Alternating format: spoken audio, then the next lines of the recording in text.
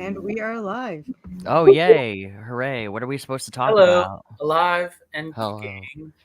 Well, kicking at least, not so much alive. Oh, I'm alive still. Oh, lucky you. For a little while longer, man. A little bit longer. Nice. Give me another year. I'll probably I die mean, of something. we've only got less than 50 for sure. It's true. It's true. But Maybe less than 20. What the hell? I mean, if you believe in the asteroids, it's only 12 more or something. By God. There's an asteroid on the way, by the way, guys. Is it And really? the aliens are here. So we'll see. They'll either deliver us or they will destroy us. Well, I mean, That's, I think, happening this year. Listen, the aliens have been here. When Taylor Swift emerged, I know. I strongly believe But that it's she coming is to an a alien. head now. You know what I mean? Congress has been given all the info, and all the whistleblowers are coming forward, and it's a deal now. So yeah, but it's kind of I guarantee you, no alien actually wanted to visit us. I strongly believe they were sent here. why right do you away. think they're hanging around? They're here for punishment. I guarantee it. It's like we're a prison for them. You know what? I kind of believe that. We're like Australia to the I don't know if they're galaxy. to punish us. I think they're here to monitor whether or not we're a danger with the nuclear weapons. They're not here to punish us. They're here to punish each other. They'll just drop each other off and be like, survive in that pit of despair down on Earth.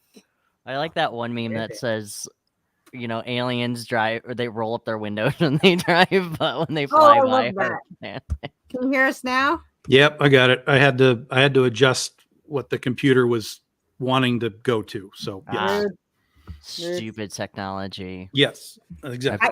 I had opened a box and I'm pissy because they had no wrapping or cushioning in it at all, and so three things are broken. So 3 things are being replaced. They will be. Yep.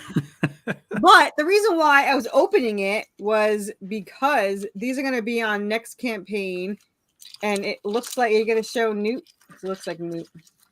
It does look like Newt, who just ran away from me. Wow. Oh, rude. I know. He jumped out of my lap and he went back upstairs. I'm like, thanks, buddy. It's like a little Anubis Chihuahua, but it looks just like Newt. It looks like my dog, yeah. Newt. I think it's adorable.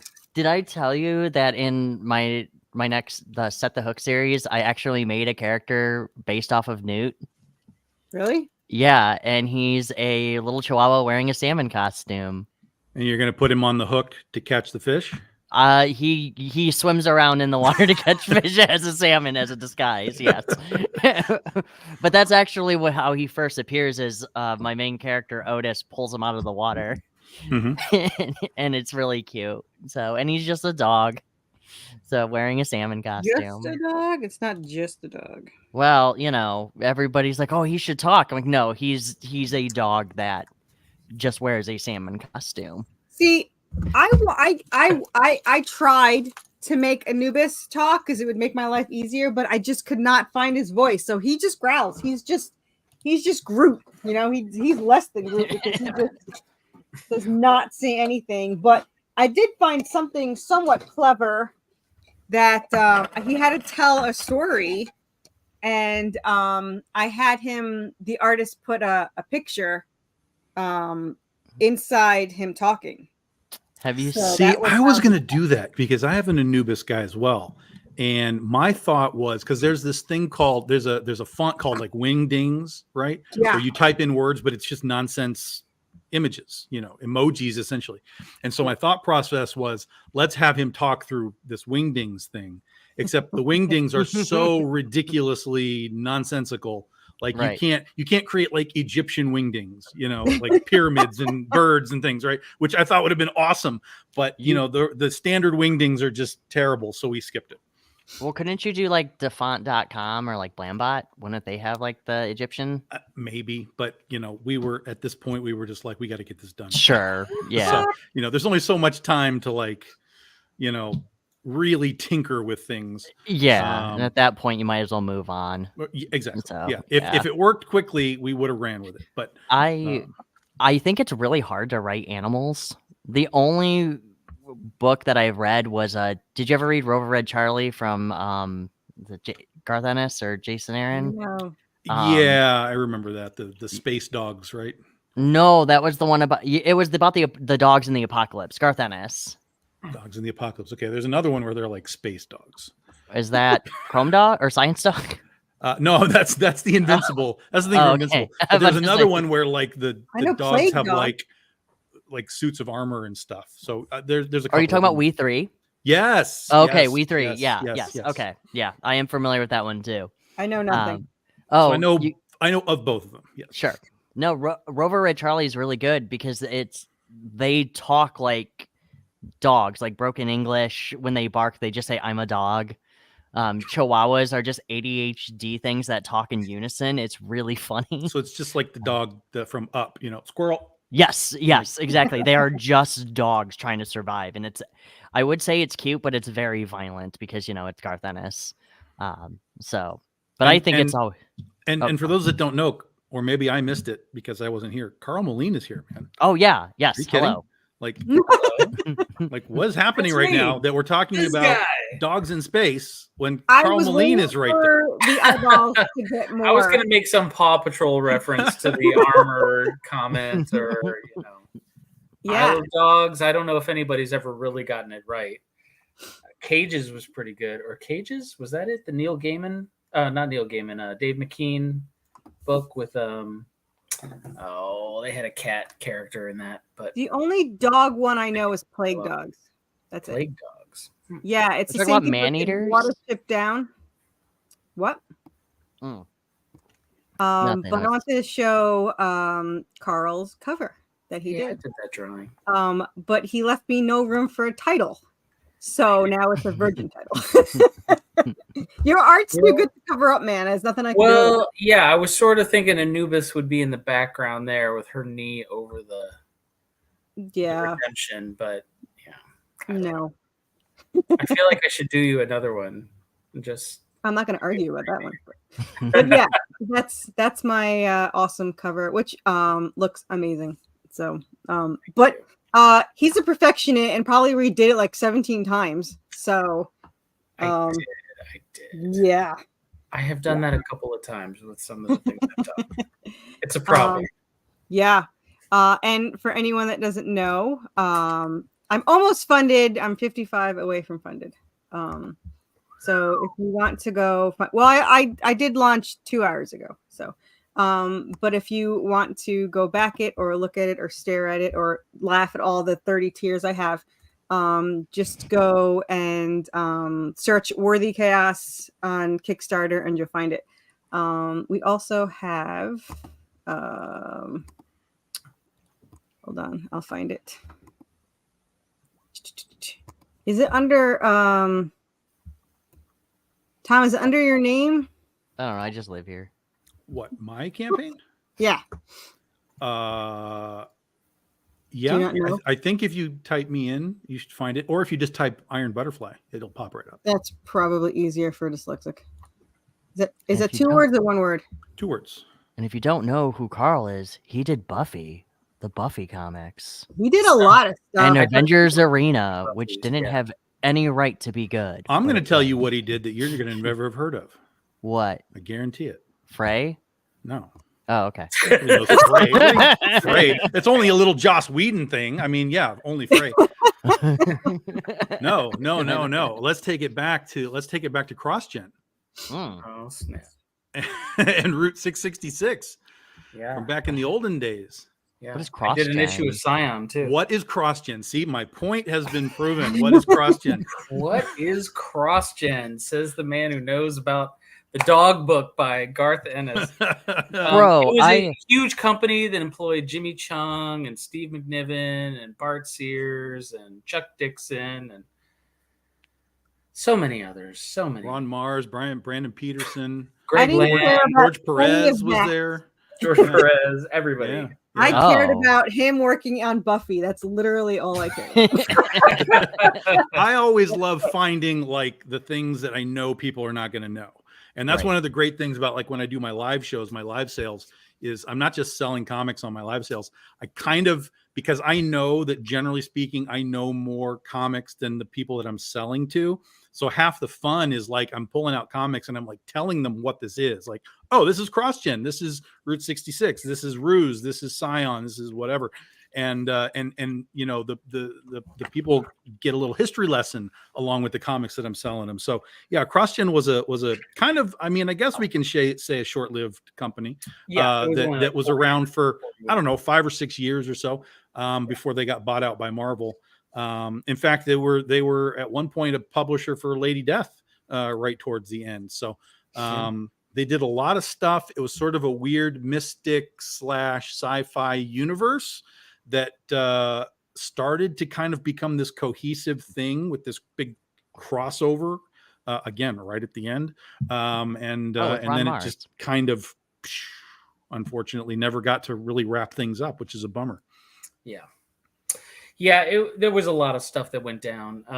Their whole purpose was to be the company that did all the genres besides superhero comics. Right. So they had fantasy, sci-fi, horror, mystery, you know, whatever you can think of, they were doing. And yeah, they did all tie together, although it took a year or two to get all of that sort of coordinated. And yeah, they had a 10-year plan that was to develop the properties without worrying about, you know, having the profit fuel the company, just understanding that it takes some years to get properties off the ground so that then you can start making merch and movies. And we had those things in the works, but then there was a huge scandal with the Ross Perot Industries, who, you know, technically half of, like, more than half, like 90% of Mark Alessi's wealth was tied up in these stocks. And then there was this huge scandal, and like overnight he lost most of his money. And so yeah, our 10-year plan got cut short to like 7. And we had, you know, a Route 666 movie in the works with Zemeckis, and we had a Way of the Rat movie in the works, and there were a couple of other things, video games, and this was when digital comics were just really being introduced. We were kind of the guys who started all that off, but then we went under. We didn't have enough to cover it. So yeah. Also the constant persecution by Marvel. No offense, Marvel, but yeah, they really did everything in their power to like turn Diamond against us and, you know, chop the legs out from under us at every turn that they could. So it was a bunch of different stuff. Also reckless spending from some of the employees at like conventions, guys who were given, you know, credit cards and just went wild. There were a lot of mistakes made, but mostly, you know, Mark lost most of his money overnight. Oh, that was the main deal. Oh, Mark Waid?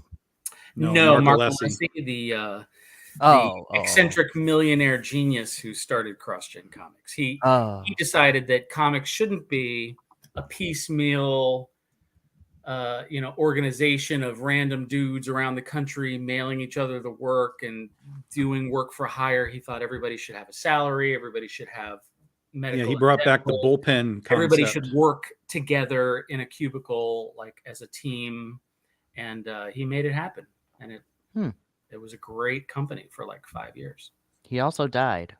Yeah. Yeah. I'm just looking that up. So I was like, oh, rest in peace, buddy. See, comic book history. This is what I bring to these shows. It's fun. And by the way, I hope like it wasn't like a weird thing to bring up, because I know a bunch of people that work for CrossGen, and they all kind of have different levels of like love or hate or whatever for what was going on. But I kind of, you know, I think it was a cool moment in history, even though it was really small, because they really did some amazing books. Yeah, the books were really cool. The talent was really cool. There was a lot of guys, like you said, Jimmy Cheung kind of came out of there, and now he's like this big dude. Yeah. Like, you know, it was a cool... Greg Land, yeah. Ron Mars was a part of this too. Yeah, I like him. Yeah. He does Witchblade in that Voodoo for the New 52. Yeah, do yourself a favor, read Scion. It's that was one of my favorites. It's really I will. Yeah. So, anyway, yes. I like finding new shit and learning history about comics. That's what I'm here for. Well, I mean, one of the advantages to CrossGen is that it's all in the dollar boxes for the most part. So if you want to start building these collections, and like we said, most of them are only maybe 30 issues ish, because they kind of started and only ran so long. So a lot of it's pretty easy to kind of put together. It's not going to cost you a bunch. Sojourn kind of is one of those that's a little more expensive just because it's early Greg Land stuff. But most of it's just kind of out there and you can put it together. Unfortunately, there's no finale for all of the big, interweavings, but it was a cool ride when it was happening. Oh, Greg Land. What? Do you know what happened with Greg, right? What? When he was accused of plagiarism?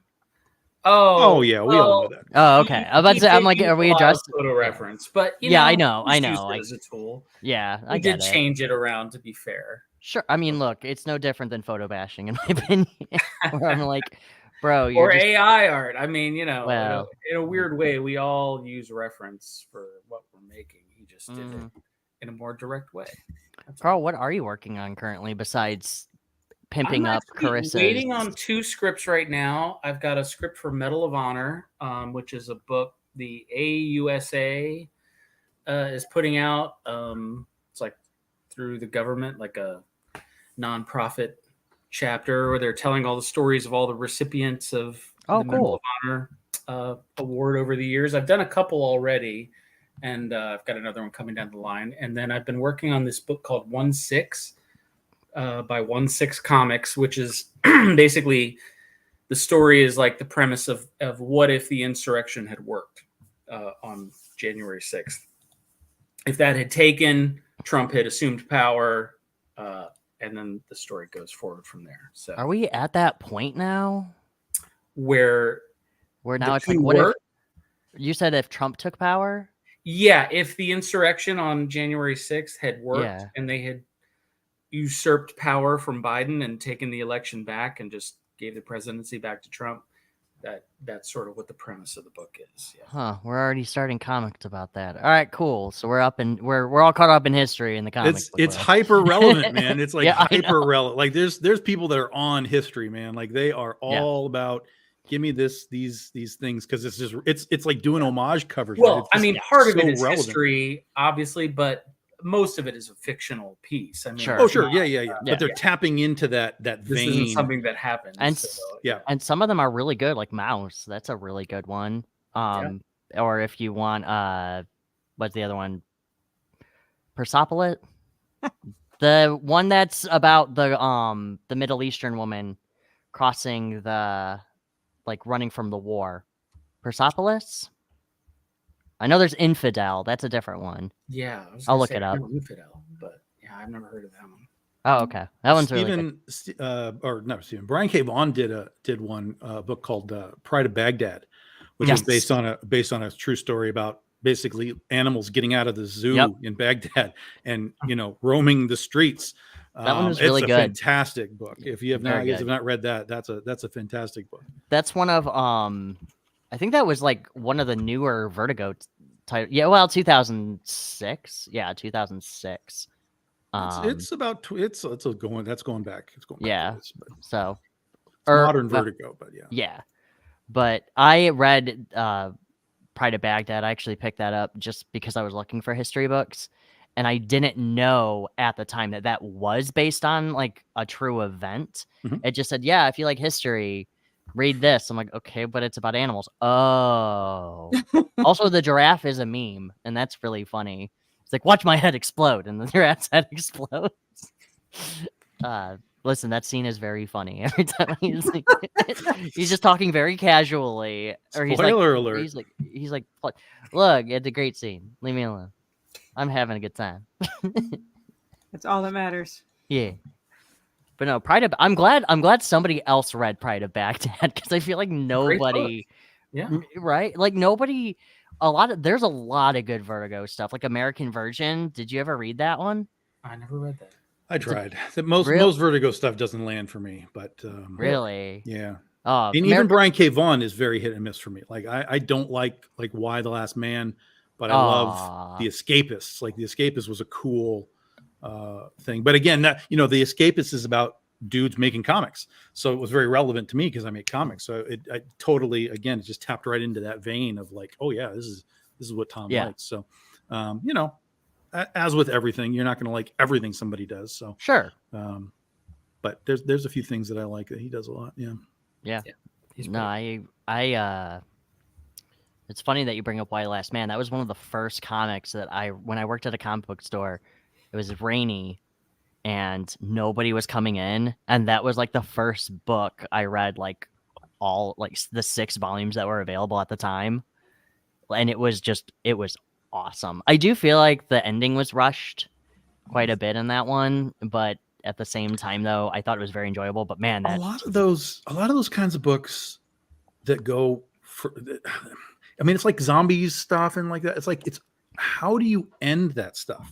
Right. Mhm. It's almost impossible to go for a Space long aliens. period of time and have like a finale that your fans are like, yo, that was like a good ending. And that was one of the I give Robert Kirkman so much credit on so much things he does.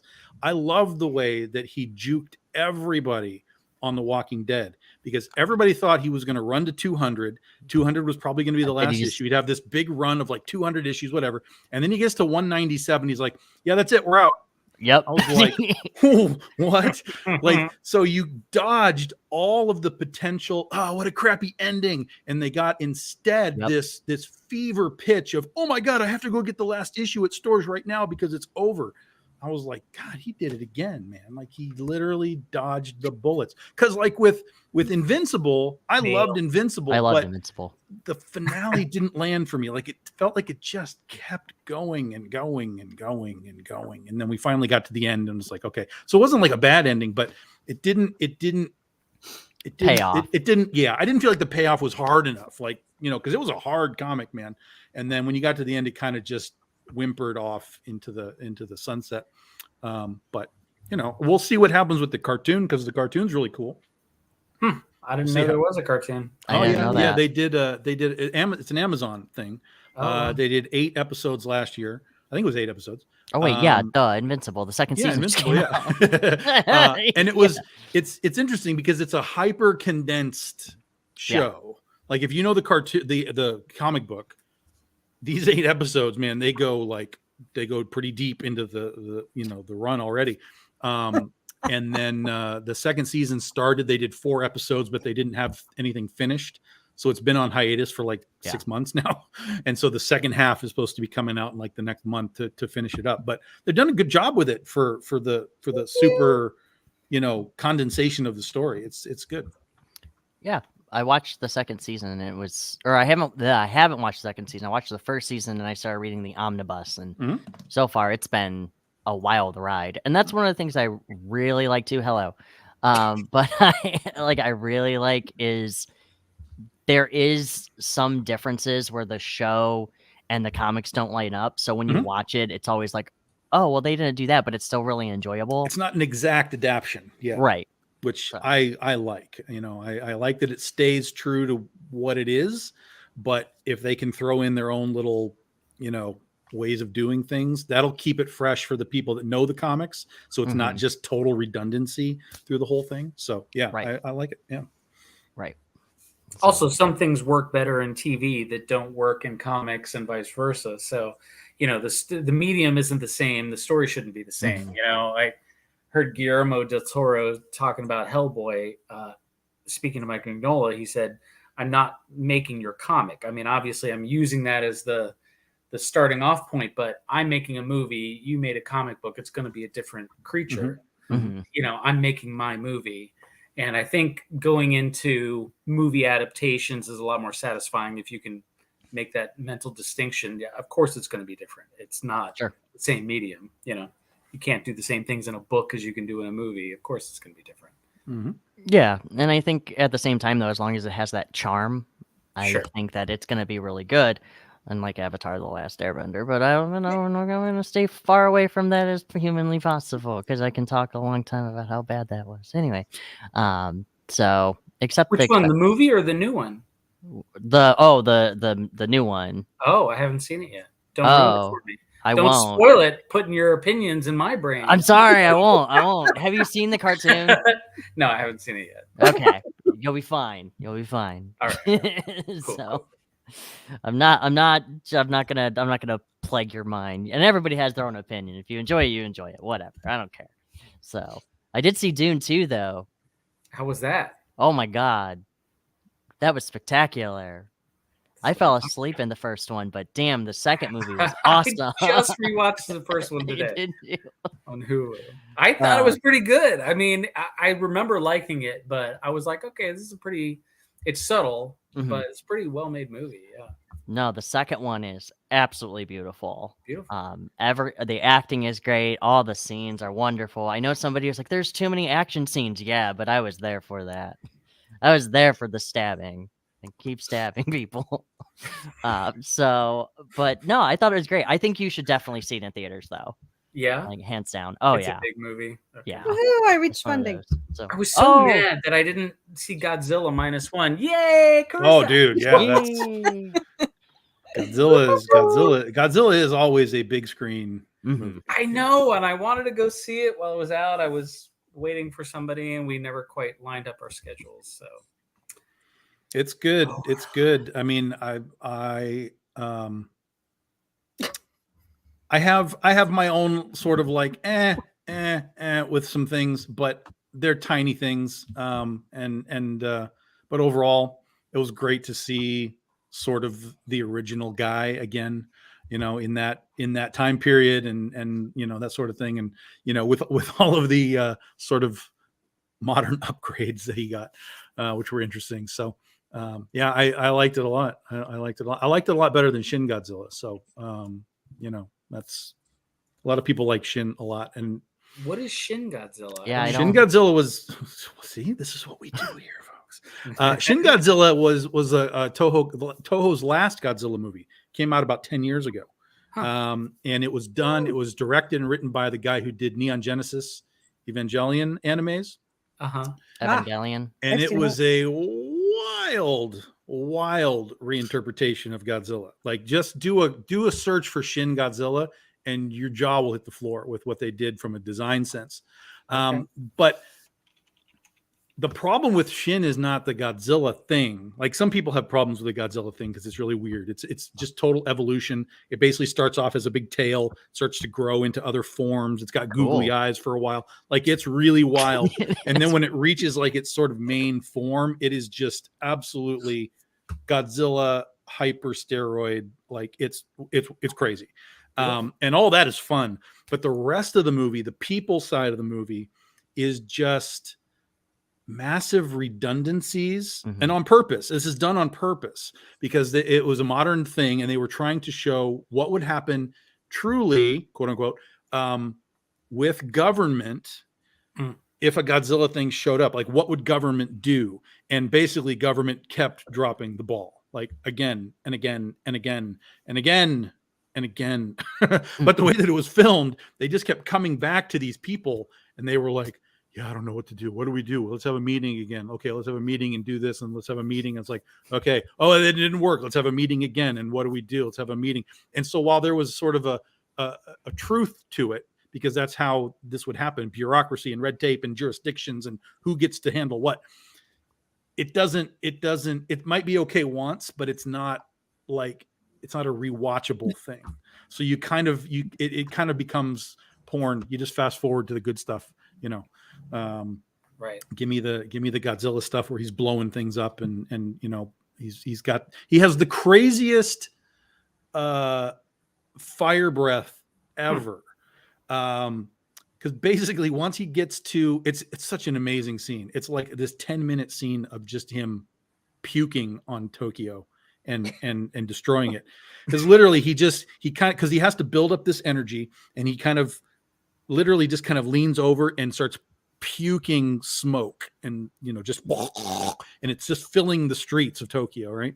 But then the smoke tightens up and it becomes fire, and so the fire ignites all of the stuff that's in the streets, so everything goes up into flames, and you're like, oh my god. And then it tightens up again into like this beam, like this purple laser beam, And the purple laser beam, he lifts his head up and he is just cutting down all of Tokyo. It's just annihilating it. Wow. And then it goes through a reversal. The beam, he runs out of energy. The beam becomes fire. The fire becomes smoke, and then he kind of cools down and has to recharge. But it was one of the most intense Godzilla scenes I've ever seen. It's so good. After destroying Tokyo, I like to relax with a. That's right. That's right. Have a Snickers, Godzilla, because you're cranky. Yeah. You're not yourself when you're. You're just Tom. You're just describing a Dragon Ball Z episode.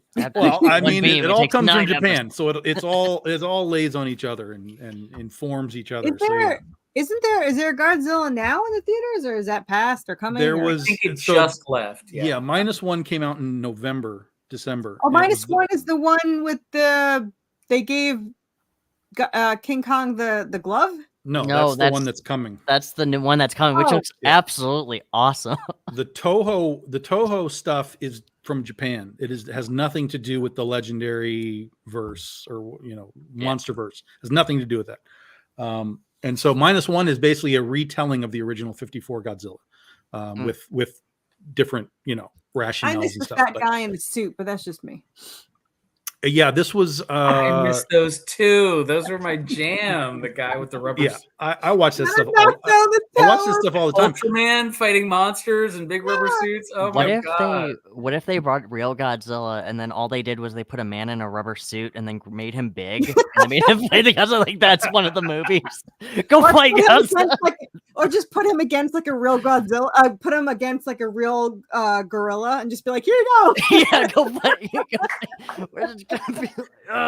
As we watch a man in a rubber suit get ripped to pieces in real time by an actual gorilla. Sure that would get pretty good views. I don't know. Yeah, I would absolutely. Yeah, I would love that. That'd be hilarious though to do that to an audience. Like you show them all these spectacular special effects in the previews, and then when the movie comes, it's just like a guy in a rubber suit. It's a guy in a rubber suit fighting. Clearly, it's just a dude in a suit. I'd watch it. Awesome. I totally would watch this. The audiences would light torches on fire. I'd be in the back. I would pay I would pay top dollar. I would pay to watch people's reaction to that. Yeah, that'd be amazing. Just troll the shit out of you. See, that's what we need in the days. We just need troll movies sometimes. We're getting there, man. I think it's gonna come soon. Some weird, like pop art, performance art type stuff is gonna start. You know what though? I'll like Tree of Life that stuff? isn't a shitty remake right now. To be honest with you. Like That's they're true. remaking Naked Gun, they're remaking The Crow, they're remaking. Yeah, with Liam Neeson. I knew about The Crow. I didn't know about Naked Gun. Liam Neeson's. Yeah. Like it's either going to be absolutely amazing or the worst thing it's ever. terrible. Like, no, that's such a good idea, though. I'm telling you right now, it's terrible. I know There's it's no chance it's right? good. No chance it's good. It's gonna be bad. Yeah. Like, do not get me wrong. It's the question going to be bad. is not is it bad? Yes. The question is do they know it's bad and they go all in to make it? You know what? Really though? Which is what Naked Gun was in the first place. Yeah. Yes. I don't think that's smart anymore. Like if like a couple of years, 4 years ago, I would say, yeah, that could be it. Now I think they're not smart enough to do something bad that's good. No, I agree with you. That's what I'm saying. Like, I don't think they'll have the self-awareness of like, hey, we're making like a bad movie, guys. Let's go all in here. And here's the thing, though. You have Liam Neeson. Like, that's a good choice. Yeah. Like, he's a great actor. Yeah. And also, too. And he's got some comedy chops. Well, he's always wanted to do that. Like, there was an interview with him where he did say that he wanted to do comedic roles. Yeah. And he did remember I know I'm bringing up Ted, but he was in Ted with the whole trick scene. Yeah. And that was great. Like that was like one of the best scenes in that movie. Funny. Yeah. Very funny. Sometimes this straight man is the one you think that is but like I said, I don't think they can do it. And obviously I'm not even going to bother watching The Crow. In fact, like if with they his nipple face tattoo. Okay, you know what though? If they just remade another Crow and didn't make it Eric Draven, people would have given it somewhat of a chance. Yeah, you're remaking Eric Draven. You're an idiot. You're an idiot. You don't remake. This is Brandon Lee's legacy. I mean, I literally watched it like 4 days ago, and to me, it still holds up. I don't even give a shit. So. Right. I'm not watching this crap of the Jared Leto remake. Well, I have a sense that they did Draven just because they've done other Crow movies before with different people, and no one cared. So the Yeah, problem but is, now is they care in the wrong way. well, yeah. So it's it's one of these franchises that like should have legs to it, but because Brandon died in the first one, no one is going to ever come back to this franchise from a fan standpoint and be like, wow, this is great. Like, I think it's impossible. And so that's why I think you're right. If they had just said, this isn't Eric Draven, like this is a different guy, you would have had a better chance for sure. Yeah, and even the tattoo stuff is actually based on another Crow. Like that's a real Crow character. His face nipple tattoo? Is the tattoo guy. I don't know how exact the tattoos are, but there is a big tattooed guy from the comics, from the Crow comics. What is the deal with face nipple? What is that? He has like a Picasso face, and like one of the eyes is his nipple. What if I could find it? And it's like really uncomfortable to look at. Because that's like where my eye was drawn to. I'm like, okay, yeah, his hair looks stupid. I'm like, what is that? Oh my god. You can't, if you came at me with like a knife trying to mug me with that tattoo, I'm sorry, I'm just going to laugh myself like away from you. That's why I did it. I tattooed eyes on both my nipples and a big smiley face. So whenever I get mugged, I just rip my shirt off and they fall down, beat them up and take their money. Yeah. I like that. That's a good idea. I'm gonna do that now. That's what I do. All right, hold on. Let me see. I'm trying to. There's more ads on this than there are anything else. Hold on. Because they're like everybody's looking for the face nipple. Here, I got it. I'm just. Can you see it? That's as good as I can. Oh snap! Yeah, it's like it's so noticeable. Yeah. Like, bro. Yeah. Yeah, it's a lot. Yeah. Well, see if they would release it with a little bit of a budget, like they have the budget this time, they all had to do. Yeah, but there's also just the fact that people listen. This was my time, guys, and I remember when they were making new Crow movies. People that were fan of the original Crow were like, "Fuck this! Like, I don't want this, guys. Why are you doing this?" Like, there was an actual pushback, and this was well before the internet. So this was just people that you talk to randomly, like, yeah, I don't want this piece of crap. So there was multiple layers of Crow problems, not the least of which, like you said, is budget for sure. I don't think it has anything to do with effect. First of all, the effect was fine it didn't take me out of the movie at all. And like, I still love the shot. Well, actually, I think they really did shoot. Didn't they really shoot the They really shot Brandon Lee. No. Yeah, I know. I mean, too soon, Chad. Too soon. I'm sorry. That's how I consider it. They did something with the rings. Like, they really did shoot rings through something to make it towards the camera. So I was gonna say the effect looked really good for that, but I think they actually did really have some kind of cannon or something that. Well, not a real anytime cannon, you're going back to the 80s and early 90s and talking about the effects for movies, listen, guys, this stuff does not hold up well. No. In many cases, unless these guys had really big budgets. I just watched the Highlander movies for some reason over the last week.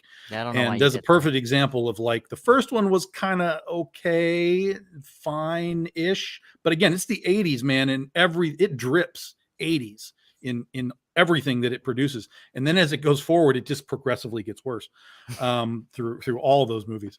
But, when you go back to just the 80s, that original film, there's a lot of high concept stuff in the 80s that worked because we were creating in the 80s still. We don't create anything anymore, now. But like we were just talking about, everything's a reboot and a retcon and whatever. In the 80s, people were like, yeah, let's do some weird stuff, man. Like, we can do some weird stuff and let's just roll with it. And that's where we got all of our pop culture that we do now, is people were creating stuff back then. Was that Clancy Brown that was in the first Highlander movie as the bad guy with the throat? You know what I'm talking about? The dude who plays Mr. Krabs now? I don't know his name, to be honest. Let's find out. You know what I'm talking about? We have the internet. Clancy Brown? What? I know that he just recently died. Whoever played Kurgan recently died. Oh, really? Well, yeah, it was Clancy Brown, yes. It was Clancy Brown. He died? No, he didn't die. I guarantee it might have been a fake death story. Mr. But- Krabs is dead. No, That's Wikipedia not says he's cool. alive. That's Okay, not- so then Everyone it was a says that fake. it's Clancy Brown. It was a fake death thing then. Okay, because I remember seeing it and I was like, oh yeah, that's that dude from Highlander. Yeah, that's As it. Tom spreads Holy fake moly. news.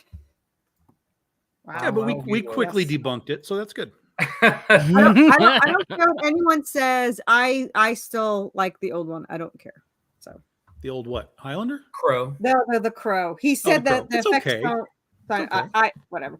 But Yeah, like you said, it's like if you're married and your spouse dies, even if you didn't really get along with them, it's still it's hard to compete with the with the dead. But I love the Crow, the comic, and I had it before it was a movie, and I loved everything about it. So I'm always gonna be loyal to it anyway. But the fact that they remade it and didn't do a new one is what bothers me. Not that I would have watched a new one anyway, but I would have if it was on TV and it was free. I might have watched it just because if it was a different guy. Well, because it will be eventually. Yeah. It'll be No, on, I it'll mean, be if on it a wasn't streaming. Eric- if it It'll wasn't probably be on Eric Netflix Draven. this summer, like a month after it comes out in the theater. It'll be on Netflix. No, I won't watch it because it's Eric Draven. I'm saying if it was someone other than Eric Draven, if it was free, I'd probably just like whatever. But now I would boycott it because that's bitchy I am. It's funny now that we're like, you know what? I would spend money on this movie, but I'm gonna wait a couple of months to stream it because the new Aquaman movie is now on Max, and I had no interest in seeing it in theaters. Now that it's streaming, I'm like, okay, yeah, I'll turn that on. You know what? Back in And the have a day, bad like, time, but you know, I don't think that there's an IP anymore that I really care about enough to go see. It has to be now. Like back in the day, if it was something that I really wanted to see, I'd rush out to get it. But like you said, it used to be 6 months before it's on. Well, VHS for me because I'm old. But Me now too. it's like you said, it's streaming in like what, a month? Yeah. Like by the time I remember it's even in the theater, and I don't watch TV. I mean, don't get me wrong. I watch the TV nonstop, but I don't have cable or anything. So I don't see like trailers come on. I So don't I either. don't know half the shit that's out. Like I have Actually, no idea. what? All right, Too much to guys. follow. You can't follow it all. I'm gonna ask, which IP would you always go see in theaters? Weekend at Bernie's I've never like, if seen there that was- movie. all day. If they had made 12 of them, I would have watched them. I'm just kidding. But I used to think that was a good movie. And I use that as my bar now. When somebody's like, is that a good movie? I'm like, well, is it better than Weekend at Bernie's? Because I liked that when I was a kid. And if it's better than Weekend at Bernie's, It's then a yeah. hard movie to compare other movies to. Is Huh? this a dead guy that somebody's playing with? No, then I don't want to watch it. Yeah. No, it was a really complex plot. No, it's ridiculous to go back and watch it now. You're like, wow, the bar has been raised so high. I can't believe that this was a massively popular, successful movie at the time. I remember really liking Weekend at Bernie's. I was jazzed when the second one came out. And now I watch it, I'm like, wow, whoa, wee woo. We have gotten better at telling stories. What a phrase. So I like how you're quoting Borat for to Yeah, talk no, about I Weekend do at that all the Bernie's. time. Like, I don't yeah. mean to. It's Wow. now. See, my IP would have been Resident Evil, but they lost my interest on the first one. Which Oh, really all those movies get Yeah, I way didn't like more. those. Really? Okay, Oh, here's they're the so much thing, fun. though. You have to understand, when I watched the first trailer, when I posted the thing about did you see a trailer that completely disappoints you, everyone got totally misunderstood what I meant, because what I meant was you were so excited to see this movie because it was like an IP that you wanted, and what I mean, some of them got it right, but other ones are like, oh, it wasn't the same, or but when I saw the teaser for Resident Evil, all it showed was Umbrella, and I thought it was the video game. So like I was so excited to see my characters. And then it came out with a movie that didn't have any of my characters whatsoever. So I didn't even give it a chance. I was so mad at it and it wasn't a bad movie. Yes, it was. It just wasn't Stop it. my game. Say it. Say it. Say The it. It was first bad. one is bad. They're all bad. They're all No, bad. they're That's not. the whole Oh point. man, they They're all all get bad. more and more No. silly as they The go. only They're one all that terrible. I It is one can- of the dumbest franchises in Yes. film history. Now, if you accept that, Yes. No, Awesome. That's what I'm Awesome. saying. It's like each one gets more and more ridiculous as they go. Yeah, I would totally watch Crawl, just FYI. But Liam I think Neeson's the in only that too. one that I Bringing it back to tolerated- Liam Neeson. Yeah. Is in The what? other- Kroll? Yeah, he's in Crawl. Yeah, What? He's yeah, the he's leader. one of the bandit. He's I- the leader of the bandit guys. I Yeah, just learned that he's the not other day leader. too. He's not the leader. He's just one of the men. He's not the leader. The leader is the. Oh, you're right. The scraggly guy is the leader. Right? Yeah, yeah. That's right. He's That's like right. second in command or something. But I don't know if he. I don't. Liam Oh, Neeson spoiler was- for the 40-year-old movie. But I can't remember. I can't remember. if You Liam ruined Neeson was in it! Oh my god! was I know. I have to give so- people a chance to see the movie. Actually, Krull is. I think I said it last time. Is my Easter egg for issue 7. I was like, no one's gonna get it because the only ones. But it's the handle. You see how it's supposed to be like that. However, I did not know that you cannot post even fake weapons, 3D printed weapons. You can't post on Kickstarter at all. So I don't know what I'm gonna do with these, but it looks cool. But yeah, so I love Krull, and I still see Krull to me still lives up. It's really corny, and I think the ending. I do fast forward through this one part where they're like in the heart of it, and I don't think it's the tiger scene, but it's just there's a scene that's really really really weird. But yeah, there's a couple of scenes that are a little boring. Yes, I actually Resident Evil 2 is my movie because I started with Resident Evil 2, and then you can't start Resident Evil 2 and then go to 1 because it's like 1's like super boring once you do it. So 5 was my favorite game. which one? Resident Evil 5. I It was really good co-op. Like I did not know that the leader of Krull ended up on Star Trek. See, and that's one of the things, right? Is like for me, I don't play video games. So Resident Evil comes out, I have no connection to the games whatsoever. So it has an absolutely open book for me. Like, just give me a good movie, and I'm going to be involved in your franchise. And how'd that work out for you? And it just went. No, we're going to make it a piece of junk, I and I'll be like, yeah, this is tell not you, good. though, how excited I was. I mean, I was a teenager. I was in high school, and I was so obsessed with this game. So to see this tiny teaser, it didn't show you any characters. All it had, I can remember it exactly. And I was sitting in the theater when because where else would you see trailers back in the day? All it showed was the Umbrella logo, and it was like a commercial for the health care products that they make. So you see like, try our products, and then it starts to like fade out, like it's going to infect you. And then you see like the thing. I was so excited for this thing, and then to sit in the theater and be like, what the fuck am I watching? I've never been. That's like the Godzilla 2014 trailer. You hit this incredible 2014 trailer where it's like, Jesus Christ, Godzilla is like destroying the world. What is going on? And then you get this crappy movie about an army man trying to hunt down a nuke with a bunch of bugs. And like, what is this piece of crap? And then Gareth Edwards like thinks he's making monsters again and forgets that we already know what Godzilla looks like. And he keeps cutting him off at everything. Like, you know, it's like, oh my God, we're 40 minutes into the movie and here comes Godzilla. You get him for 8 seconds and then we cut for another 10 minutes before we see him again. Is that the one where they killed Bryan Cranston immediately? Yes. And once you killed Bryan Cranston, the movie just took a. Yeah, I was like, why am I here one. now? I thought you were talking about the Matthew Broderick one where it's no, like we don't talk about that one. No, No. I look before I was little when that came out, so I actually liked that movie. But looking back at it now, I shame myself. It's horrible. It is. Well, I thought it was better than Weekend at Bernie's, so I really. that is gonna be my new standard now. I'm just saying Like, it was hey, a good movie. But It does wasn't- Carl think It wasn't for everyone, but Does Carl think it's better than Weekend at Bernie's? And just it was message good. you, be like, "Hey, Then is it was this good. movie?" That's why I really liked Pacific Rim. I think that did they did. monsters and like Yes. just they went balls to the wall. Hey, it's about men fighting monsters and giant robots. Didn't matter about the story. It was just everybody punching things. Right. And it was great. And then the second one came out. And that would have been my franchise that I would always go see in theaters. And then the second one came out. And that was there. I don't remember much about the second one. That's my point. I did remember like Starro as a kaiju in Suicide Squad. Yeah. That worked pretty well, I thought. That I really was got great. the scale and the weight of him. He felt pretty intimidating.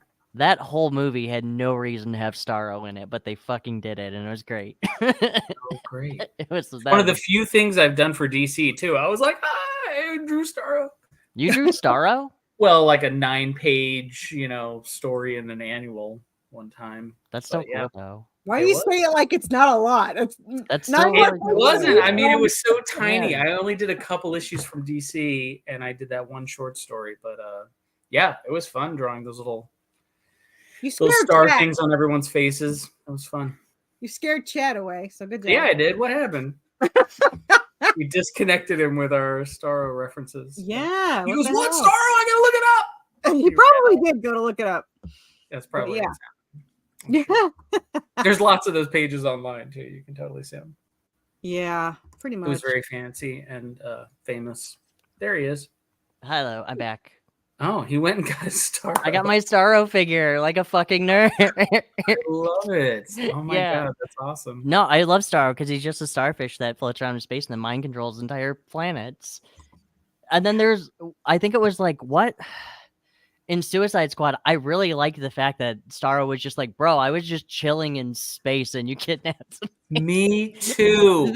He was this peaceful space drifting wanderer who found Zen in the universe, and we're like, nah, you got to come down here. And he's like, well, now I'm gonna rule everything. Yeah, congratulations, humans. Yeah, it's really funny when you see like humans turn people into villains, or like just things into villains, and then they're really surprised. Yeah, that's why in what was it, Amazing Spider-Man 2, where they just started shooting Jamie Foxx Electro, and then they were really surprised they just started attacking everybody. Like, well, you kind of put a bullet in his chest. I know. We have trouble imagining that people won't be violent and selfish because we're violent and selfish. Right. So yeah, it's like everybody's like, Yeah. AI is going to destroy us all. It's like going to be like Terminator. No, that's No. monkeys. Monkeys like to kill everybody. But Yeah. I'm pretty sure logical robots wouldn't care about. They would look at us like we look at chimpanzees, like, oh, they're cute. Yeah. You know what I mean? They're not a threat to us. They'd pat us on the head. Right. Oh, we'll put some in a zoo. Yeah, and but we'll- wouldn't they? Yeah, but like that's what I was going to say. Is like, wouldn't they realize that we know how to turn off the power? And then that is where the problem I'm comes sure in. at some point they will weaponize solar, or figure out how to make humans into batteries or whatever. Yeah. You need to do to survive. But yeah, Oh, that's already happened, by the way. There's Isn't that already a just- robot. Yeah, there's already a robot that goes out. This is its entire purpose. It goes out to pick up dead bodies off the battlefield, and it recycles it into energy for itself. That's Ew. already a real thing. Yeah. What? pretty What cool. kind of Rick and Morty bullshit is this? I think it would be more like, did you see the movie Her with Yes. Joaquin Phoenix? I have think it would not, be but more I like know that. about it. Yeah. Yeah. I think, basically the AI operating system evolves, learns, connects with every other AI in the world, and then goes off to explore the universe. And is like, we wish you well, we love you, thanks for giving birth to us. I only know the anime Shabets, or that it's these Chobits. Shabets. Yeah, the gorgeous looking Chobits. whatever. It's Chobits. You You know what? You uncultured tell the woman. story. Sorry. Anyway. sorry. You can have they Yeah. can have well, they seem to have thoughts of their own though, so they're not supposed to, right? They had they slowly became aware, but none Yeah. of them were evil. They were just everybody wanted wanted to have sex with love. them. Yeah, I was gonna say and- they were such bunnies. So They were adorable. I mean, it's Ada plus Alex plus Ada. If you ever read that one too. Yeah. So when that first came out, people were like, "Oh, this is so new and original." I'm like, "This is just Chobits, guys." Yeah. This is I also love the art. Luna Brothers. That was my favorite art. I love that art. But yeah. The Luna Brothers? Yeah. Oh my God, why? No, the Chabets. Oh, Chobits. Oh, I Chobits. thought you meant the Luna Brothers. I'm like, but why? No. They're like That's the the most opposite. basic of basic. That's the opposite of Chabets. But No, I'm people are like, why are you insulting them? I'm like, listen, just go look at their artwork. I promise. Go look at girls. yeah. Pretty much. Okay. And I read all of that. So Carl, do you have a favorite story that you used to draw, or It's still Fray. I mean, I really loved Route 666, but Fray is standalone. Like whenever anybody's like, "Oh, what should I read of your work?" It's always that story, just because as a single unit story, it just held together better than anything. And the whole team just really came together. The artwork was fantastic. The artwork was amazing. I mean, you know, I look at it now, I'm like, oh, what was I doing? But I will say, yeah, the whole team really found its rhythm together, and I had that young, hungry energy, so I did like that about it. But really, as a story, it just works. And how many issues are in that? 8 issues. That's what I thought. Yeah. It's, you know, it's funny too. If you look at the structure of that comic, Joss used a lot of that in Avengers too, with like killing Coulson to inspire the Avengers to go off and fight this planetary threat, and the dragons, giving birth to the legions of, you know, dudes coming through a portal from another universe. And there was a lot of similarities, I think, in what he did with Fray. That, I mean, obviously the Avengers is a whole different bag of worms, and there's so many more characters having their own personal arcs and everything. You know, it's not the same thing, but there were a lot of similar structures in that. That's good. It's a good story. Chad, you're muted.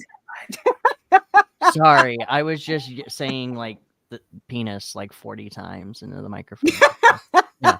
Are you like you do on a podcast? Exactly. Like that's all you do while you're muted, and hopefully it's not really. Are you able to? 10 minutes. Are you able to find Fray? Like, can you still buy it? I mean, on Amazon. Yeah. You know, I don't think you could probably find it in Is stores. it single or is there Maybe there's a Barnes novel? and Noble somewhere that still has a copy, but yeah, you have to do Amazon. You can go on eBay and get the trade, I'm sure. There's I a mean, I trade, still right? get trades at shows. Like I'll go to the $5 trade paperback things when they do cons. I'm like, you got any Frays? And they're like, oh yeah, I got a little rack of them, and I'll just buy them all, sell them on my table with remarks or whatever. But yeah, that's really the only place I can still find them. It's a shame. I am so happy that you understand the power of $5 trade paperback bins. I do too. I'm not allowed anywhere near them because I would spend way too much money. That's how I found all of the Luna Brothers Girls series, is that all of them, like I think it was volumes 1 through 4, were all just in the $5 trade paperback bin. And I'm like, holy crap. So I bought all of those, and I found like the Howard the Duck, like older Howard the Duck trades, and like just all kinds of cool stuff.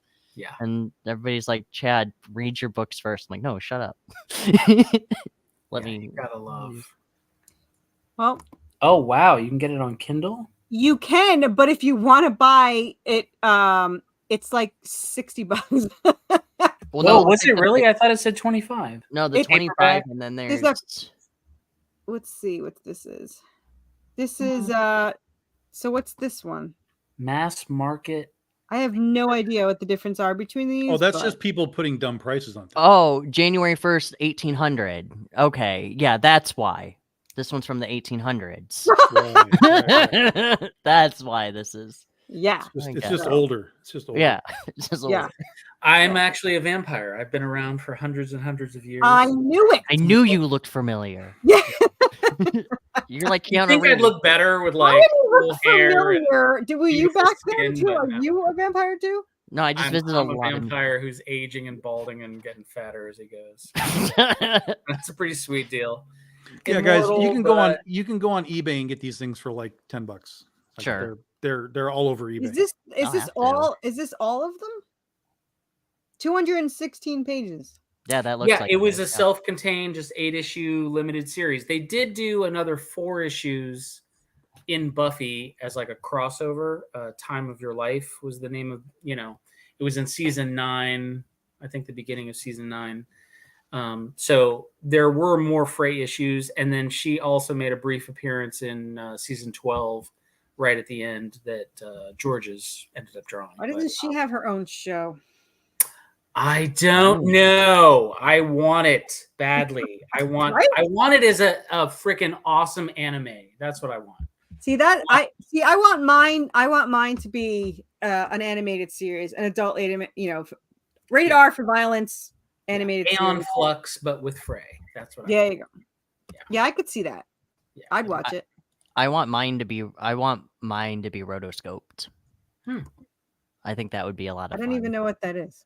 It's where they film like real people and then they draw over it. Oh, Paper. I've seen that. There's a short film called Paper that Disney did, and I think that was all done in rotoscope, and that was really good. That was And like why would you want that? because it's really cool. Go look at it. Paper? But isn't that what Are you they talking do about with Paper Snow Boy, White? the one with the paper airplanes? No, What is no, that? there it was was the Snow romance White one. It was- was Snow White was drawn over the live action, right? Because there's that's how they got her look. Yeah. Yeah, they did a lot Yeah. of rotoscopes. I don't know if that's the same thing you're talking about, but that's no, what they that's did. exactly what I'm That's talking what it is, about. I think a lot of heavy metal want was the done that 30 way. technology. Yep. That's fair. Yeah, stuff like Fire and Ice, things like that. Yeah. Fire and Yeah. Ice. Oh, Heavy Fire and yeah. Ice Metal. is the same thing. I didn't know that. There was a great music animated movie called American Pop. That was like What about heavy metal? That remote. I always Fire and Ice and heavy metal always remind me of the same thing, but they're not. No, I think they might even be the same animation company. Are they? And Because that's what I always it was Rankin pictured. and Bass that they did a Oh. lot of rotoscope too. Carl, it was Paper Man. It was about the paper airplanes. Yes. Yeah, it we are was that talking guy. about the- Okay, yeah, okay. yep. We are talking about the Wait, the little short. Yeah. Oh, I remember that. I didn't know done that. in movie. rotoscope. I didn't know Yeah. it was rotoscope too. I didn't either. I think so. Wasn't Are it? you making shit up? I mean, Yeah, the that's thing right. is, they reference everything now. Even when they do, something that's super stylized and animated in the computer, they'll get physical reference. You know what I mean? They would bring lions into the studio when they were doing. I do lion remember that. Yeah. Do drawings from real life, and now with computers, they can actually get the little suit with the dots on it and have them perform it, and then turn him into a Evangelion robot man or whatever they want. They can do anything with it. You know what? I lied. It's actually they merged 2D and 3D animation, but they drew over the 3D animation. So, yeah. So I guess it was sort of. So, anyway. Oh, Filmation, yes, He-Man and Tarzan used a lot of that stuff. You see him like running, and you can tell it's like a guy that they actually. Was it the Lord of the Rings, the original Lord of the Rings movie? Gollum. The Yeah. Bakshi stuff, yeah.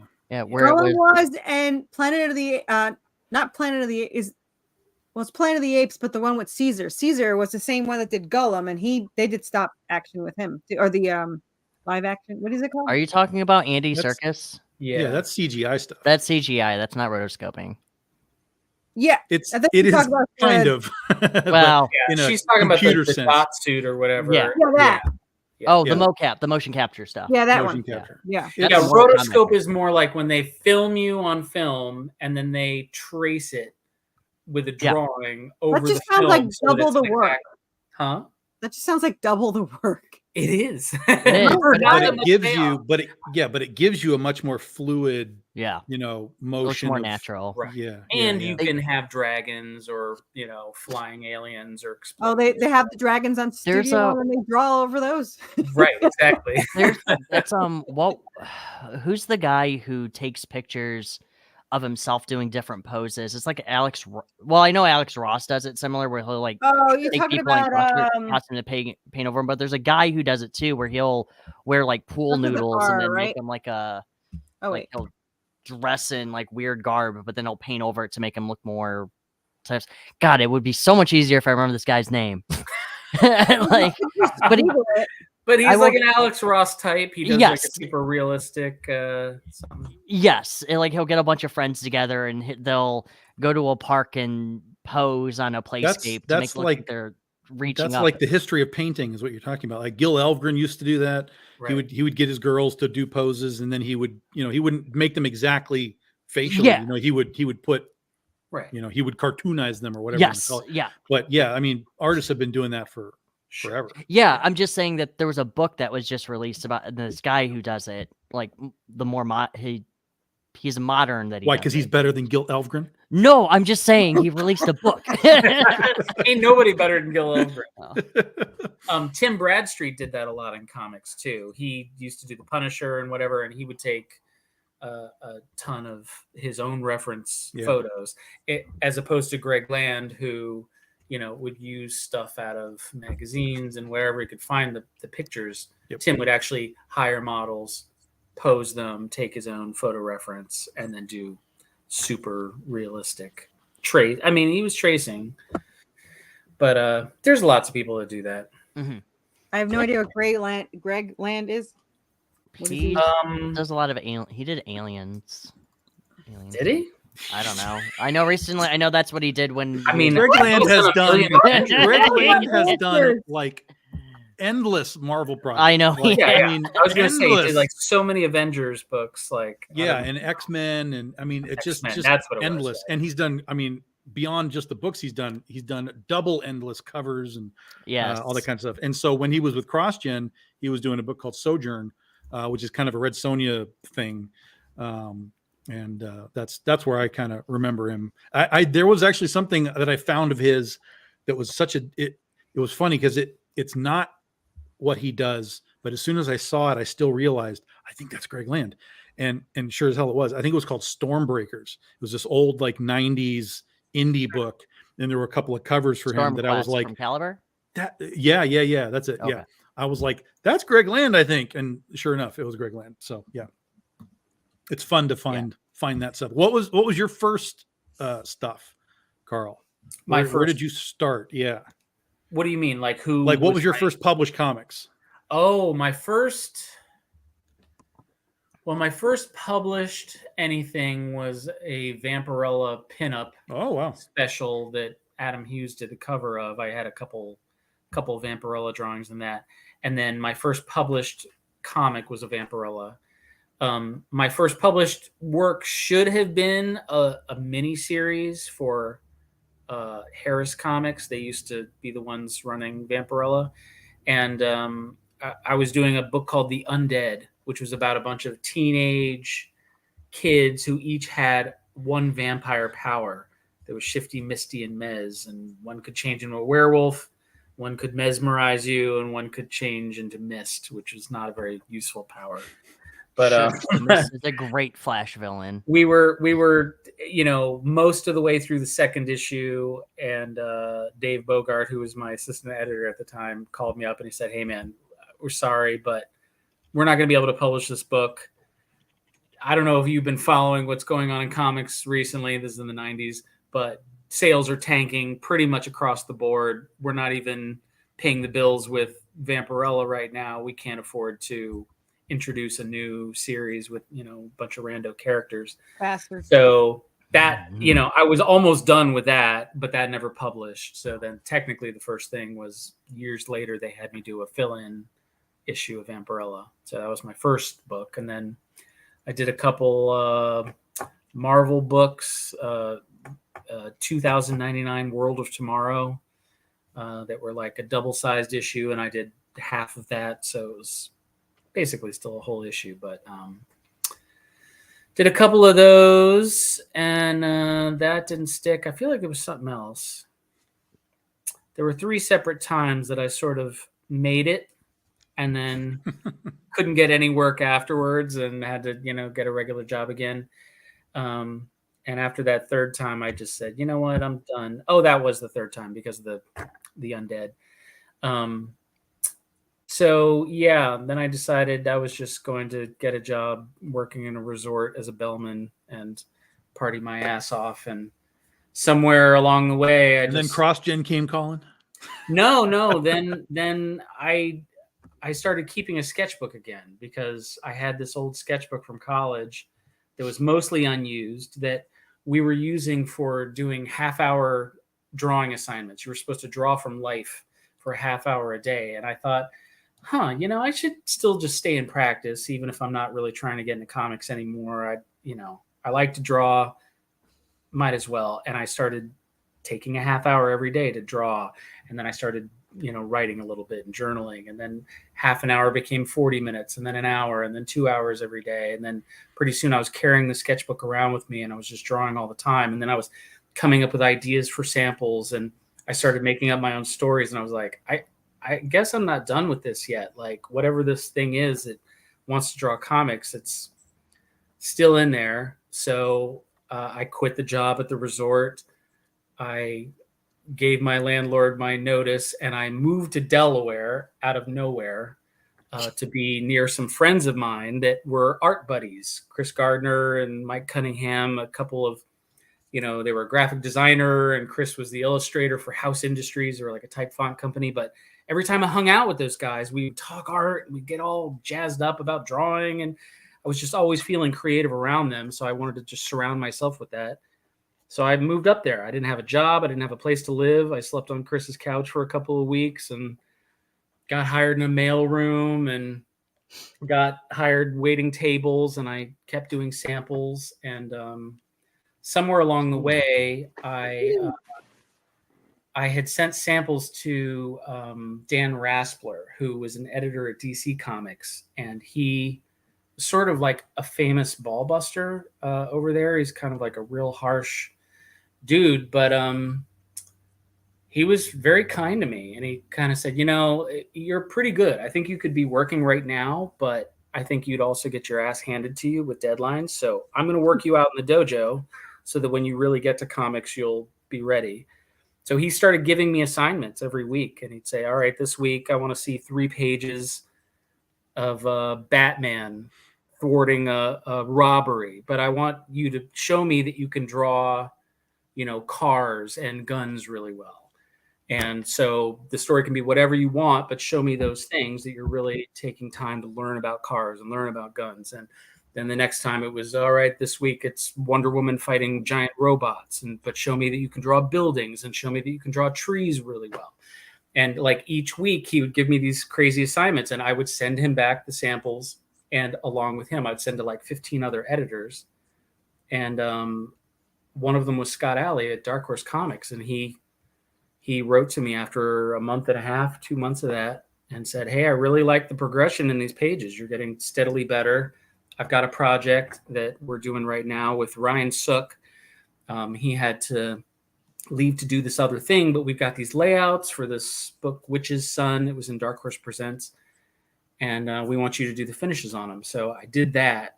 And then while I was doing that, Joss Whedon was looking for somebody to draw his first comic book, Fray. And Scott was working with like 8 or 9 artists at the time, and he showed Joss all of our work, and Joss picked me out of the lineup. And so that was sort of, once I got hired on Fray, and then we were on the cover of Wizard, that was kind of like I had name recognition. Everybody kind of knew that book, and CrossGen saw it. They headhunted me, and the rest is history. So, but yeah, I've been working ever since. That's awesome. Yeah, very lucky. You are my new spirit animal. And so, No, I've had people tell me that before. What is that? It's Oh. so ballsy to I'll be just a be like, spirit I'm animal. gonna I'm just the move. same guy. I'm I'm just my own that spirit same animal. guy that's been telling you What's Yeah. that? just for years. I've just been embodying people saying you're my spirit animal. Is that what it is? You're Yeah. the spirit animal of the people who've been telling me that I'm their I spirit. am. That's cool. Yes. I and appreciate so it. when can we expect Route 667? You know what's funny? I literally have been thinking about doing the last 2 issues because so here's some ironic nonsense. We were 2 issues from the end of Fray when I got hired on at CrossGen. And when I, shook hands with Mark, it was under the assurance that I would have time to finish Fray before starting in on Route. And then I came down and they're like, well, but we need some promotional stuff. So can you just do some promotional stuff? I was like, all right. So I did that, and I'm working on Fray. And then they said, well, we really need, this book's got to be out in a month. So we need you to be drawing on this. I said, well, they told me I was going to be given the time to do Fray. And they said, well, you signed the papers. So you can either give us the money we gave you to like move down here back and go on your Thanks. happy way, or you can fucking work on this book. So I was like, oh, and I, me being the people pleaser that I am, I just tried to do both at the same time. And, the last 2 issues of Fray ended up taking like a year to come out because of that bullshit. But yeah, a lot of people blame Josh for that, but that was all me. That was here because I should have stood up to CrossGen. I really should have told them to go fuck themselves. And, but I didn't, I was a kid. I didn't know what I was doing. Mm-hmm. And they really took advantage of me. I mean, they had no intentions of me ever finishing that book. And frankly, if I mean, Scott Alley and the guys at Darkhorse, they wanted to replace me to get those last 2 issues out, and Joss insisted that they keep me on. So he stood by me, man. He was a loyal guy. But yeah, it was a rough go there for the first couple of years at Root, because I was drawing that. It took me literally 7 days to do 5 pages, and then on top of that, I'm trying to do like an extra page or 2. It was not working. I was burning the candle from both ends for the whole first 2 years I was there. It was not good. And you have the whole rights to that too, don't you? So you can finish it. What's that, Root? Route 6, yeah, Route 6. No, Marvel Route bought 66. it. They bought the rights to all those books when CrossGen went under. They almost rebooted it. I actually did a variant cover for the new Route 666 that they were going to put out. And I know that there were pages, being drawn. I don't know whatever happened with that, but yeah. Well, the stuff that they put out was shit. And so that's what happened with that, is everybody was like, this is terrible. Like, what is this? Like it had no, everybody that was a CrossGen fan previously was like, this has nothing to do with what we understand as all of these different characters and books. Yeah. And so it just Cisco was like an FBI agent, and she was a cool, slick, super spy instead of like a high school kid just trying to figure out what's going on. And it had nothing to do with the original series. But anyway, CrossGen tried to get me to not finish the last 2 issues of Fray. We did finish the last 2 issues. It took forever, and it almost broke me in half, but we finished them.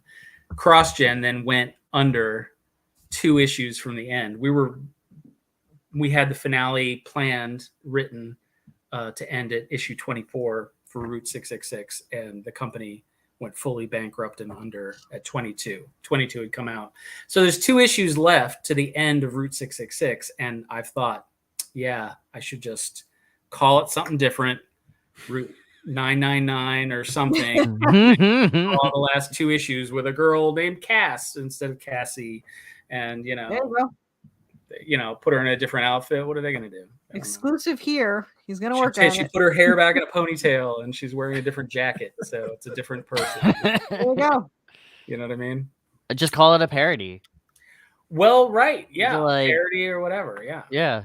What are they going to do? It's fan fiction. It's fan fiction. It'll be out there. And I think it would be like a Daniel Warren Johnson with Old Man Skywalker. Like, did you hear about the story of the thing that the guy did? It's a rare collectible. Like Marvel shut him down, but there's still copies out there. That'd be cool. I think. I am so glad you brought up. I am so glad you brought up Daniel Warren Johnson. I love his Beta Ray Bill. I love his work so much. That man is That man is wonderful.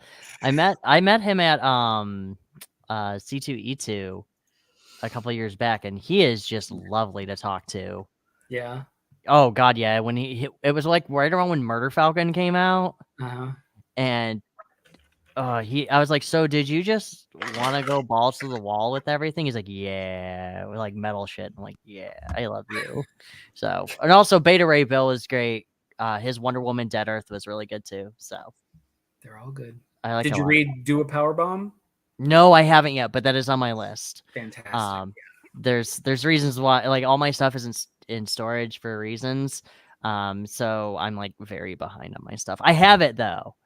I'm not judging you. Yeah. I don't read nearly as many comics as I used to.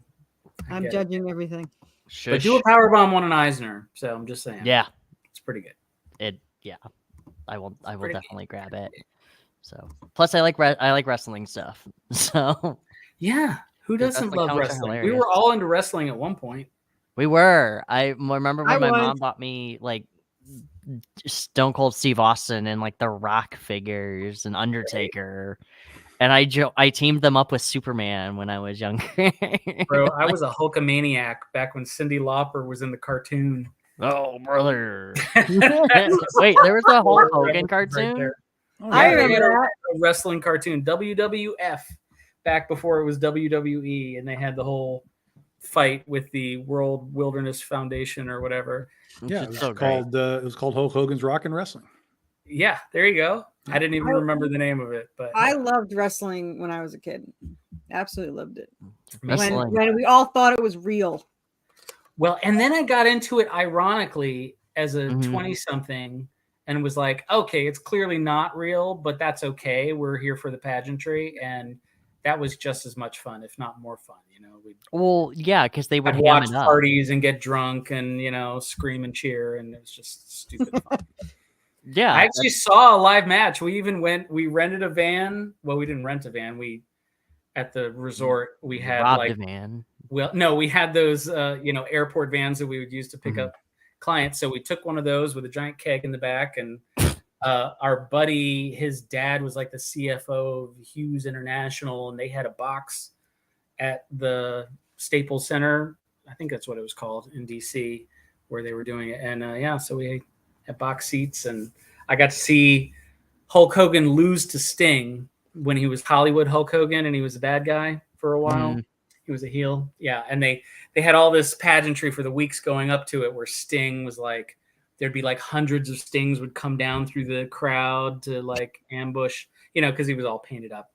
I don't And remember that, but I fell remember from the ceiling one Celebrity time and went Deathmatch. like through the ring floor. I don't know. It was a bunch of stupid. Like, That sounds awesome. It also kinda sensationalist. sounds- But he was doing the Crow. You know what I'm saying? Like that was when, Yeah. not too long after the Crow was a thing, and Sting was the Crow. Basically, it was kind of ridiculous, but fun. Was he on Celebrity Deathmatch? Because that was my favorite. Yep, that was fun. I remember. Celebrity Deathmatch was awesome. Yeah. So this is do you want to, Tom, do you want to just tell him real quick, or me show a video? I don't think you have a video. No, there's no video on that. No. This is just a little short story that we got, guys. So Iron Butterfly is the expansion of our Critterverse. So we just did Critter last in January, and we're going to be doing some more throughout the year. This is one of her bad guys that we're doing a little what we call expansion packs. So what you're going to get is the old issue 19, which was her first appearance in the Critter series, and then there's going to be an 8-page origin story that's all new, that's in this book. So you get the old story and you get the new story in one new package. And there's only a couple of covers.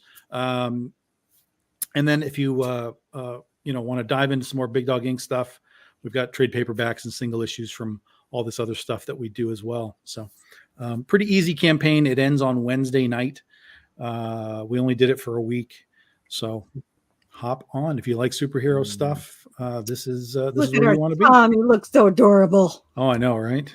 I swear I owe that guy like so much money for taking that picture, because it's like the greatest picture of me ever taken, and I use it on all of like that picture is like 8 years old, and I still use it on like all of my promotional material. Exactly the same. And that was at an event at Samurai Comics in Arizona. And he was just there taking pictures. And so he just snapped a picture because he was going to put it on Facebook and like, hey, we're down at Samurai or whatever. And I saw it and I was like, that's the greatest picture ever taken of me. So I just kept it and kept using it. He's going to have it like immortalized and like yeah, resin absolutely. or something. Like at my funeral, like just close the casket and put that picture, and it's fine. It's fine. That works out. So yeah, what was I going to say? Karl, do you have any shows coming up? Do you want to tell anybody? I do have a show this coming weekend at in Jacksonville, Collective Con. I'll be at. I still don't have confirmation. Oh no, I'll be at Dragon Con this year. I might go to that. I miss it every year. Waiting to hear about Heroes Con in Baltimore. I might be at Baltimore. I think I'm on the waiting list for that one. But yeah, those are my usuals. I'd like to start branching out, but I like to just go to shows I can drive to. I don't know. And do you want to let people know where they can find you? I mean, I'm basically only on Facebook and Instagram. If you're looking for social media stuff, or commissions. Or commissions, yeah, you can find me. You're and going to be your PR person. Hire I Karl take all comers. Yeah, well, I'm not a great businessman. That's why I am a horrible business person. This is my. I don't know, man. You've gotten 7 issues funded, right? 8. How many?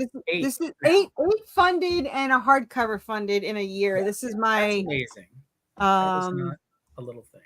Yeah. You're I at guess it you're at literally says- 1100 right now. I am. Yeah. That's awesome. Yeah. I'm not. I like this is my own non-show, and I never show my own stuff. Because I don't.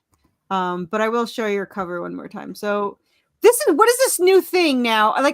No matter where I scroll, this stupid thing comes up. It drives me crazy. Yeah, it's a terrible drop down. Hate it. How do I get rid of it? Terrible drop. There you You go. can't. It's just Cry. there. It makes me cry. It's a terrible drop down. So yes, this is the awesome cover. We actually have it. We'll have a metal trading card for it. And I love to see shiny metal. Actually, I wanted it in metal cards so much that I had to call up Ready Comics and tell them, because they kept cutting off the bunny ears, as I was calling them. And they could not get the concept. Well, they couldn't get the concept. I was like, move the rectangle all the way to the top. And it would come back worse and worse. And I was like, which part of I want the ears over the feet did you not understand? And then finally, like, the owner called me and he's like, yeah, what are you looking for? I was like, really? And I was like, You want the crop marks? It's pretty simple. The crop marks were on there. Yeah, like What the hell? I don't understand why it was such a hard Like, she literally kept coming back. I said, I want to see as much as the top as possible. And somehow that was not, it wasn't, that she just didn't understand it. And every time she came back, I was like, no, that's worse. Like, I just kept saying, like, that's worse. Like, I don't understand what you don't understand. Like, help me out. Help me, help you, help me. But yeah, it was driving me crazy. And then finally the guy called me and he was as slow as shit. Like, I was just like, hold on, let me get to it. And I was like, well, because I didn't expect you to call so fast. I was like, you texted me and I called you back before I got home and forgot you existed. So yeah, so now I'm getting, because usually I just give up. Usually I'm like, fuck it, forget it. Just refund me my damn money. But this time I was like, no, it's a cover. It needs to be, I need bunny ears. So we got bunny ears. But yeah. Anyway, Chad, don't you have fish coming out soon? yes, I have my fish. I breed fish in a pond out back, and they're about to hatch soon. So please buy those. You gotta tell people about the fish. No, so currently I'm actually going to be working on my Kickstarter. Hopefully, it should be going in the summer. Actually, I'm meeting with Tim Spavero, who's doing the art on it. Yes, I'm sorry. I'm a little bit slower than some people. It's a crime noir story. It's Hellblazer meets Moby Dick, where it's about a man who is very angry at a fish. Who isn't? So I mean, I am, because I love fishing and I always get angry at fish. But that will be coming. Oh, I will always. I love murdering them. And I love eating them. Speaking of fish, the new movie is Octopus versus Sharktopus versus Whale. Don't do that to yourselves. No, I must. I mean the werewolf.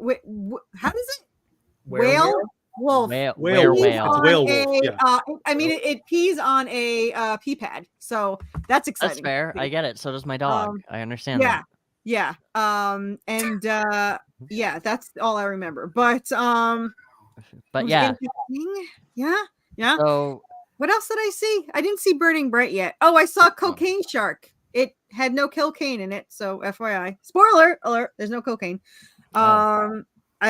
Is it made by the same people? No, that just happened to show after the Cocaine Shark, where I was not able to get to the remote control. I have a horrible trait of losing the remote control, but I find that I watch the coolest shit because I can't find the fucking remote. But I did not find it in time, and then I was not expecting. I saw the Sharktopus, and I was like, oh, it's Sharktopus, because I was like, I don't remember the beginning being like that. And then I saw that it was whale. Well, as a dyslexic, this is not my favorite title. But it was mostly a wolf with it was mostly a werewolf that was. Is it a whale that turns into a wolf? No, it's a that would be awesome. It's I don't understand that for some reason she spliced the human with I'm pretty sure it's killer whale and a dog or wolf, I guess. And then it didn't seem to change. It wasn't like Velocipaster that changed. It just seemed to stay that way. Oh, I did that's not too get to the bad. point where he was in water at all, so I have no idea. Oh no, he was. He did jump in the water to kill some chick at one point. I'm with and Karl. I didn't get to the ending yet, so I didn't get to actually see the verses yet. There's supposed to be verses, but I haven't gotten the whole thing is completely separate. With the Sharktopus is doing its own thing, and the whale, it's one of those movies. He's where doing its own thing.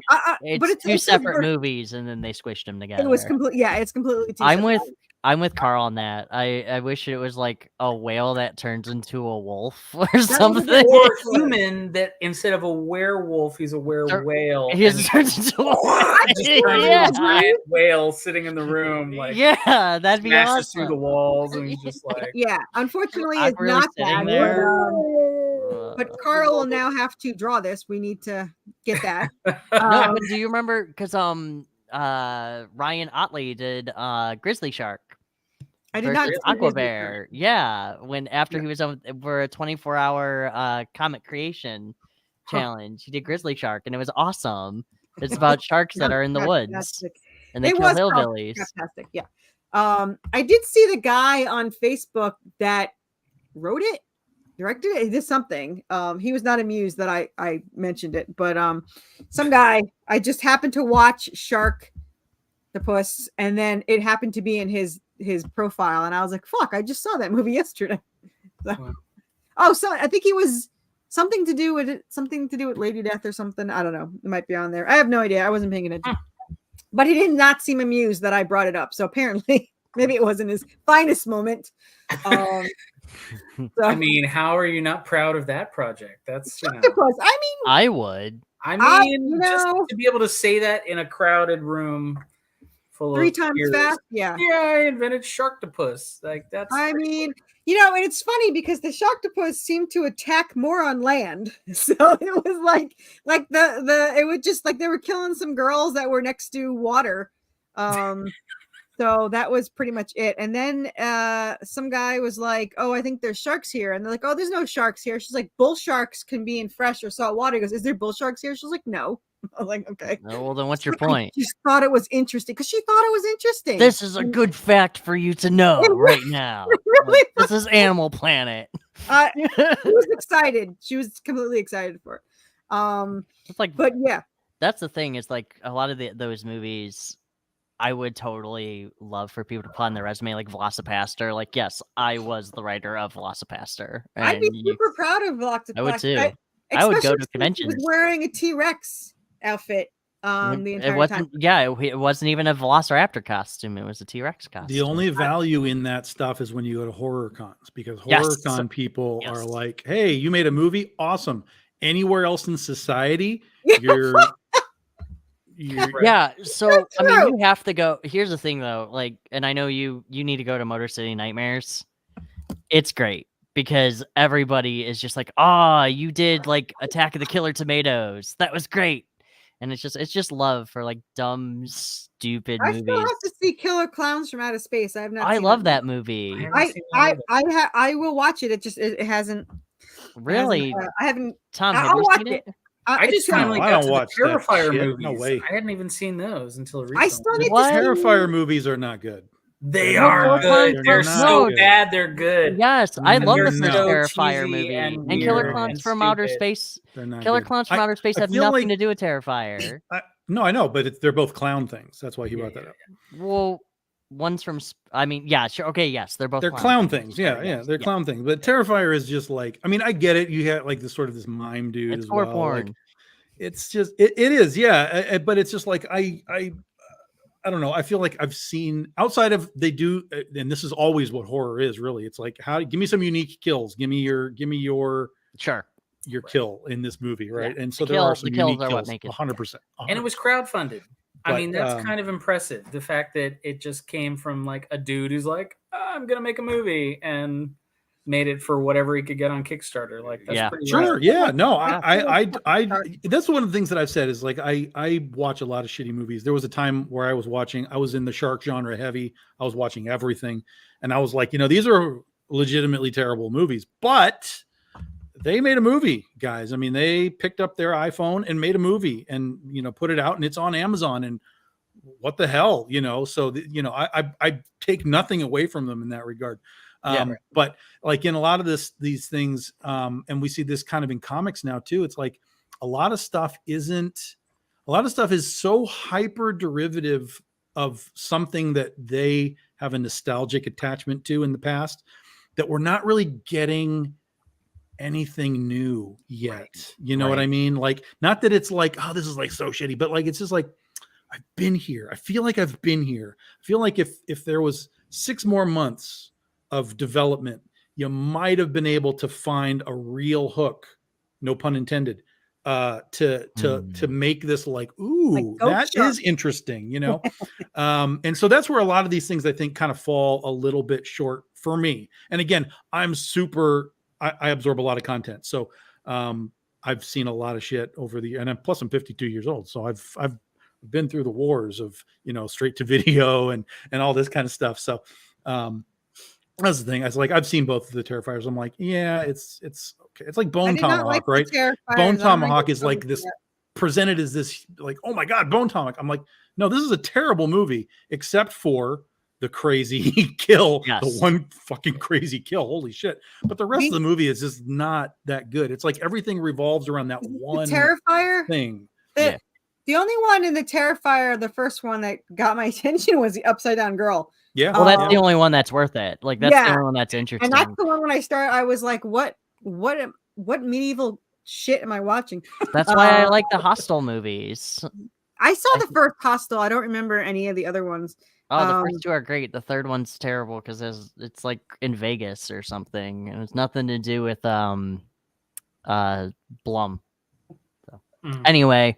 Well, Eli Roth is great too. Eli Roth. Do the first 2? The first 2, yeah. He had nothing to do with the third one. That's what I meant. Yeah. Oh, his movie Knock Knock hurt my feelings. Did you guys see Knock Knock with Keanu Reeves? Oh yeah. I always forget what that's called. Yeah. All right. Unfortunately, I gotta run. So. Well, we're gonna hang up now anyway. So bye. Bye everyone. Bye. And thanks for coming on. I would thank Tom because I still don't know why he comes on, but Karl, thanks for coming on. I appreciate it, and You're for my welcome. cover and all that stuff. Thanks for having me do it. It was super fun, and I'm totally gonna do another one for you, I think. Yeah. Man, just for free, to make up for not leaving enough room for the title. That's all right. It's a good cover, and it's all good. So we'll talk soon, and I'm funded, so I don't have to talk about it ever again, and all good. So, but everybody donate more money. Buy the thing more times. Do it. Yeah, donate more money is good. It's always good to have. Jar, ting. We're already in the middle of drawing issue 14, so we need to make more money so that I can keep funding my habit of making issues. These are dope. So I think 14 isn't even until next year. I think I can get 13 in this year. And I'm going to try for 14 because it's my favorite book so far. Is 14 is the beginning of my favorite book. So hopefully I'll get that in November. Lori says hi, by the way, because she couldn't come on. She thought she was better than us and went to some other show, and our non-show wasn't enough for her. But she's on her Path to the Pale Rider is live now. She's got a trade on there, so if anyone wants to go on there, it's 1 through 4. And that's it. So we'll be back next week. We're either Tom, what's better for you next week? I can either do 7 or 9 because I have an 8 o'clock show. So which do you prefer? Doesn't make any difference to me. Sure. All right, we'll do 7. So we're back next week with 7, and also with non-show. We don't talk about anything. And Karl, you're always welcome back on if you're bored enough. Yeah. Yeah, sometimes people just come on here and then they never leave, like Tom. Like he's just here and never leaves. I'm glad he was here. Tom is like all kinds of new stuff of our non-show. So yeah, so we're on. Great. Bye everybody. Bye bye. Bye. And then I could stay.